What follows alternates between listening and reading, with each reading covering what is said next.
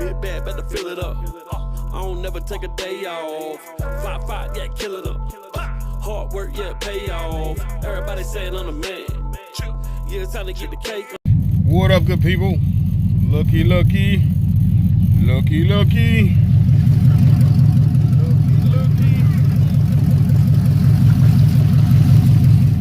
We're gonna look at some parts, man.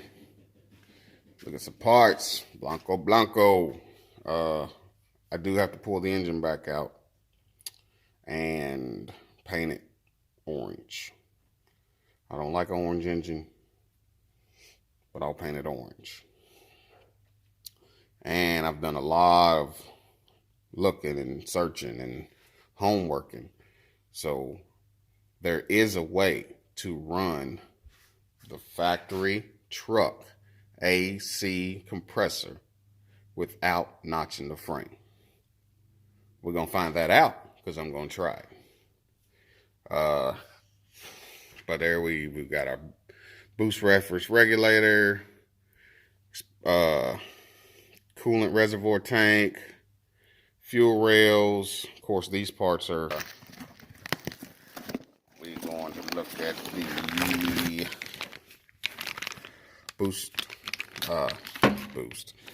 the blow off valve. We've got a wastegate, 50 millimeter. I went with a 50 millimeter because of the location I'm putting it at. I kind of want to put a 50 millimeter because of where I'm putting it.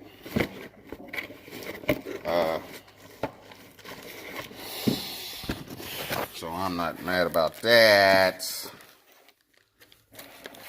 But I am going to say that on your those of you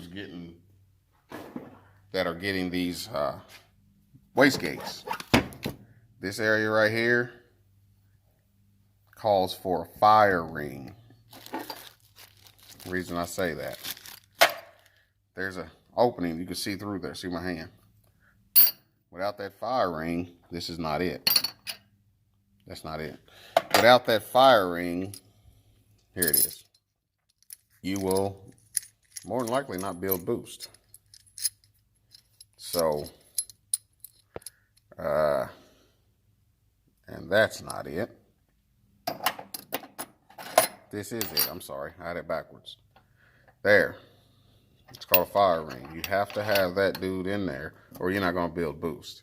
It's going to blow by all your exhaust is going to go blow by this area here and won't build boost. I'm trying to think of anything else. Oh, I got the radiator. Only thing that I need to get, only thing I'm gonna need to get is I'm trying to think here.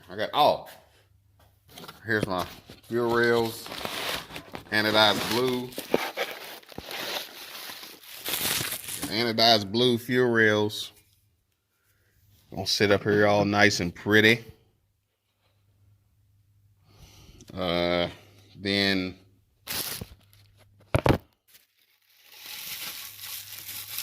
fire blanket for the turbo.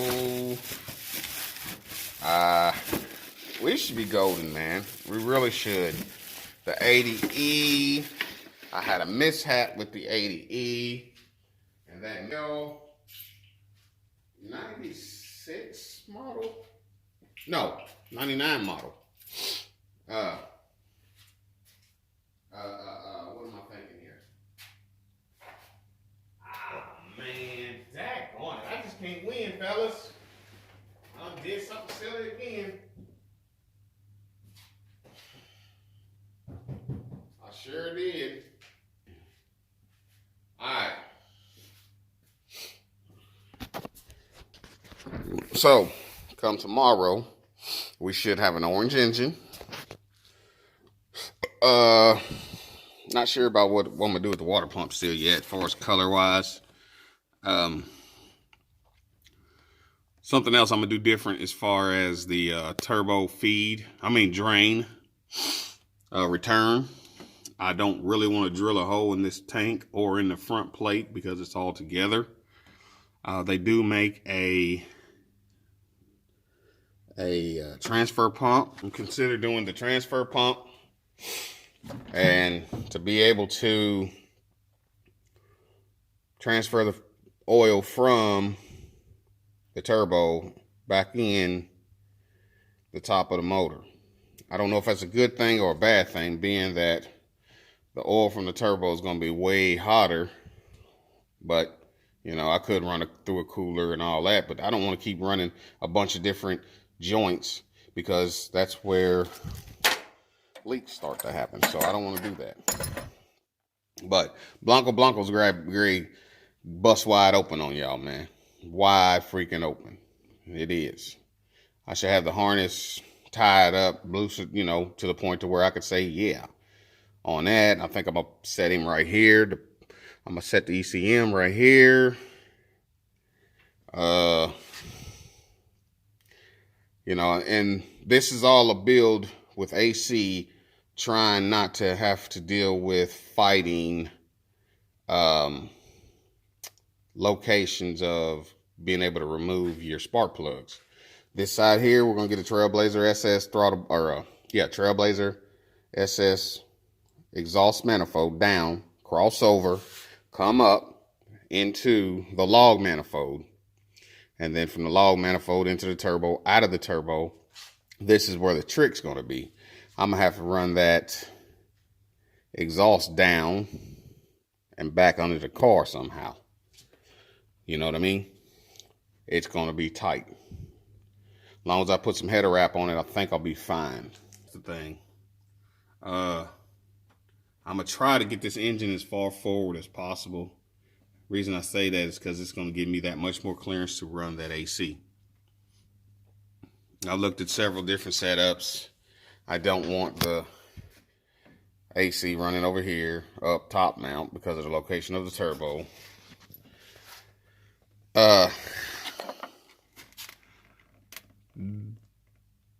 guess I could have ran it over here, but then I have to run a low mount alternator.